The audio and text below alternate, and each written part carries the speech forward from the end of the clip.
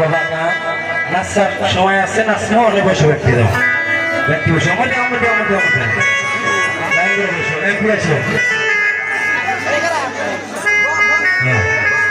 আগে পানি খাবে না পানি অল্প জিরে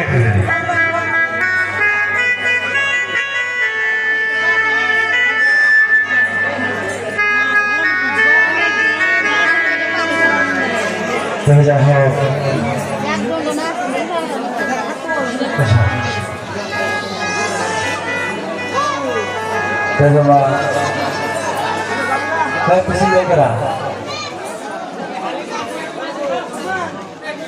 সারণদ্বীপ বলে একটা দেশ ছিল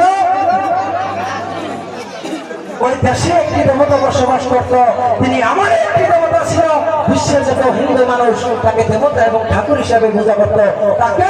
কেউ না দেখলেও না চিনলেও তার নাম বাবা সবাই জানেন তার নাম সবাই জানে পানি খাওয়ার মধ্যে যাও একজন একজন খেয়ে যাও দেখলে আমার নহতে এসে এই শিব ঠাকুর ওনার নাম ছিল এই 33 কোটি দেবতার মালিক ছিল এই শিব ঠাকুর উনি যখন যা চাইতো উনি তাই করতো উনি যখন যা করতে চাইতো উনি তাই করতে পারতো তাই এই শিব ঠাকুর বাবা ইনি 12 ভক্তের পর কৈলাস নগরে ধর্ম প্রচার করার জন্য চলে যায় তাই এই শিব ঠাকুর ইনার 12 ভক্তের পূর্ণ হয়ে